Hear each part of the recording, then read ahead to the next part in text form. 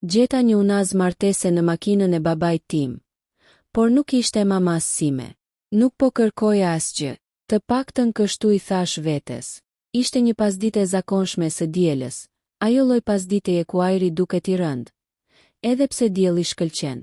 Babai më kishte kërkuar t'i çoja makinën për larje. Sepse të nesërmen kishte një takim të rëndësishëm pune. Ai gjithmonë i quante kështu, edhe kur thjesht pinte kafe me kolegët. Mora çelsat pa e menduar 2 herë. Ishte makina që ai e donte më shumë se çdo gjë tjetër pas familjes. Ose të paktën kështu na kishte bindur gjithmonë. Ndërsa po hyja në makinë, ndjeva atë aromën e njohur të lëkurës dhe parfumit të tij të lehtë. Një përzierje që gjithmonë më jepte ndjesinë e sigurisë. Babai im kishte qenë gjithmonë figurë fortë në shtëpinë tonë. I qetë, i rregullt, i parashikueshëm. Ai lloj njeriu që nuk ngrinte kurrë zërin dhe që gjithmonë kishte një shpjegim logjik për gjithçka. Dhe pikërisht për këtë arsye, ajo që ndodhi më pas nuk kishte asnjë kuptim.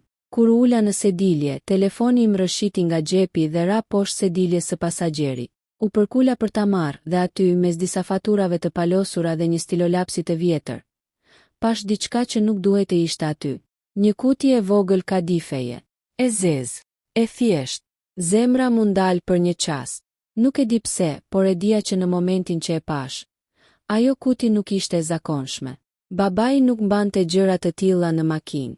Ai ishte tip që gjithçka e rëndësishme e mbante në sirtar të mbyllur, në shtëpi ose në zyrë. E mora kutin me dorë që më dridhej lehtë. U përpoqa t'i thosha vetes se ndoshta ishte një dhuratë për maman. Ndoshta kishte planifikuar një surprizë. Ndoshta unë po dramatizoja pa arsye. Por një zë i vogël brenda meje më tha, diçka nuk shkon. E hapa kutin.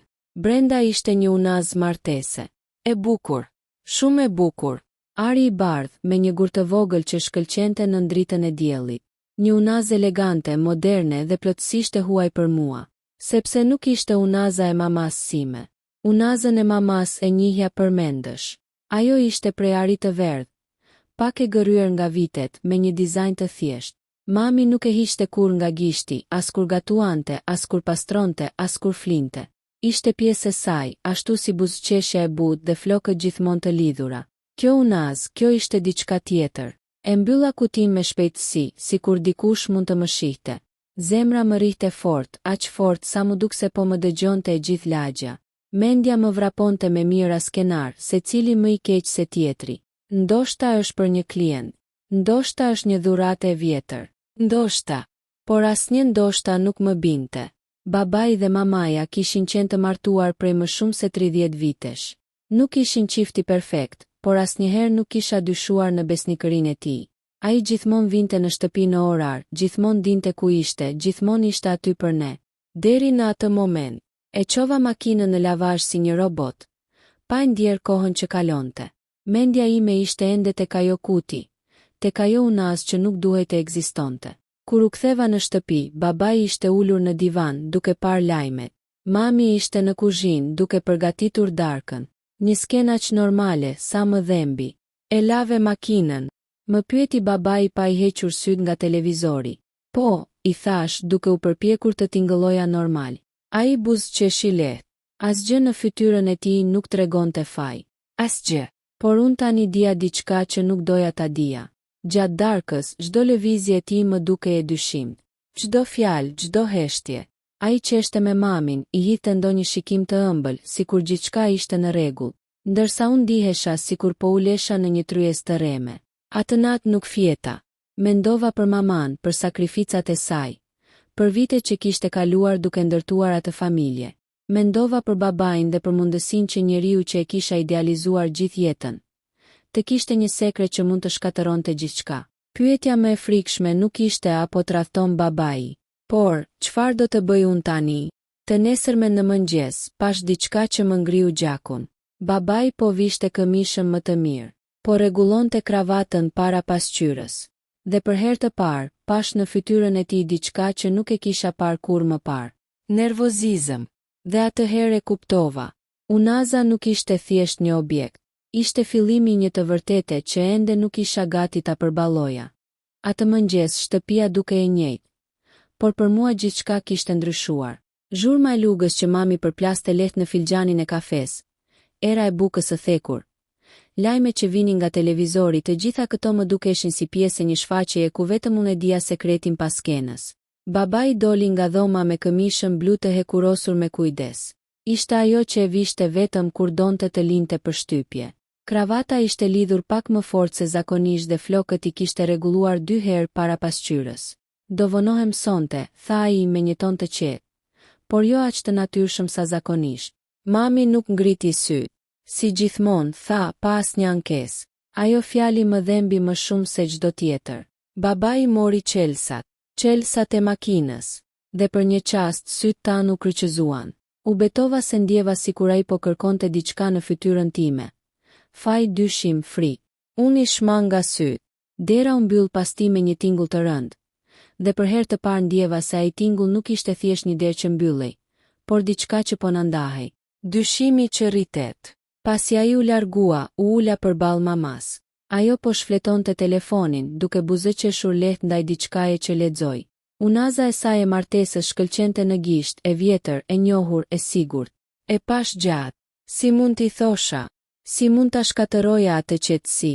Mami, fillova, por fjala më mbeti në fyt. Po. Më pa ajo, me atë shikimin e saj të butë. Nuk e bëra. Nuk munda. Në vend të kësaj, u ngrita dhe u mbylla në dhomën time. Mendja më vlonte. Kisha 2 zgjedhje. Të bëja sikur nuk dija asgjë ose të zbuloja të vërtetën vetë. Dhe unë nuk kam qenë kurrë e mirë në injorim. Vendimi për ta ndjekur. Rreth mesditës, mora çantën dhe dola nga shtëpia. I thash mamas se do takoja një shoqe. Një gënjeshtër e vogël përballë një të vërtete të madhe. E dija orarin e babait. E dija rrugën që ai zakonisht ndiqte për në takimet e punës. Dhe e dija që nëse nuk e bëja këtë tani, do më përndiqte gjithë jetën. E pash makinën e tij të ndaluar pra një kafene elegante në anën tjetër të qytetit. Nuk ishte vendi ku ai shkonte zakonisht. Zemra më rahu fort ndërsa u fsheha pas xhamit të një dyqani përballë. Dola pak nga hija dhe atëherë pash. Babai im nuk ishte vetëm. Ai po qeshte. Jo atë buzëqeshjen e zakonshme të përmbajtur. Ishte një buzëqeshje tjetër, më e lirë, më e ngrohtë. Përballë tij ishte një grua. E re. E veshur me stil. Me flokë të rregulluar dhe një qëndrim plot vetbesim. Ajo i vendosi dorën mbi të tijën. Gjithçka brenda meje u thye. Gruaja e panjohur. Ata folën për disa minuta. Pastaj babai u ngrit, hapi derën e makinës për të. Një gjest që nuk e bënte as për maman prej vitesh, dhe u larguan së bashku. I ndoqa nga larg, duart më dridheshin. Ata u ndalën përpara një ndërtese që nuk e kisha parë kur më parë. Babai nxori çelsat e një shtëpie. Jo e jona. Gruaja hyri e para. Ai e ndoqi pas. Dera u mbyll. Unë mbeta jashtë e ngrirë. Këmbët nuk më bindeshin. Trupi më thoshte të ikja, por mendja më thoshte se tani nuk kishte më kthim brapa. Prisja. Nuk e di sa gjatë. Ndoshta minuta, ndoshta orë. Çdo sekond më dukej si një vit. Dhe pastaj dera u hap. Babai doli i pari. Në dorë mbante kutinë e zezë të kadifes. Unazën. Ai ja dha asaj. Ajo e hapi. Buzëqeshi. Loti mbushën syt. Dhe më pas ai u ul në një gjuhë. Në mes të rrugës. Në mes të ditës. Në mes të jetës sime që po shembej. E vërteta godet. Nuk mbaj mend si u ktheva në shtëpi. Trupi im lëvizte, por mendja kishte mbetur aty. Çdo kujtim me babain tani duke i rem. Çdo fjalë, çdo premtim. Kur ai u kthye atë mbrëmje, mami e priti me buzëqeshje. Si shkoi dita? E pyeti ajo. Mirë, tha ai. Shumë mirë. E pash drejt në sy. Ai e kuptoi. E pash në fytyrën e tij. Ai e dinte që unë dija. Më vonë ai trokiti në derën e dhomës sime. Duhet të flasim, tha. Zëri i tij nuk ishte më i fortë. Nuk ishte më i sigurt. U ula përballë tij. Sa kohë? E pyeta. Ai uli kokën. 2 vjet. 2 vjet gënjeshtra. 2 vjet tradhti. 2 vjet ku mami jetonte në një realitet që nuk ekzistonte më. A e do? E pyeta. Ai heshti. Dhe ajo heshtje ishte përgjigja më e dhimbshme. Po maman. Vazhdova. E respektoj, tha ai. Por gjërat ndryshojnë. Gjërat ndryshojnë. Aq lehtë e tha. Një barë e padurueshme. Atë natë qava sikur më parë. jo vetëm për maman, por edhe për veten time. Sepse tani mbaja një sekret që nuk ishte i imi, por që më diqte shpirtin. Babai më kërkoi kohë, më kërkoi të mos i thosha asgjë mamas, më kërkoi të bëhesha bashkëfajtore në heshtje, dhe unë duhej të zgjidhja, të mbroja të vërtetën, apo të mbroja familjen që po shpërbëhej. Por ajo që nuk dija ende, ishte se mamaja kishte filluar të dyshonte vetë. Ndonjëherë e vërteta nuk vjen me britma, vjen me heshtje. Të nesërmen në mëngjes, mami u zgjua më herët se zakonisht. I dëgjova hapat e saj në kuzhinë, të qetë, të matur. Nuk kishte asnjë shenjë zemërimi, asnjë shenjë dyshimi. Dhe kjo më friksoi më shumë se çdo reagim tjetër. Babai doli nga dhoma pas pak, i veshur thjesht, pa kravat. Ishte hera e parë pas shumë kohësh që nuk po nxitonte. U ul përballë mamas, mori filxhanin e kafes dhe mbajti për disa sekonda papir. Sot do ri pak më vonë në shtëpi, tha ai. Mami ngriti sy.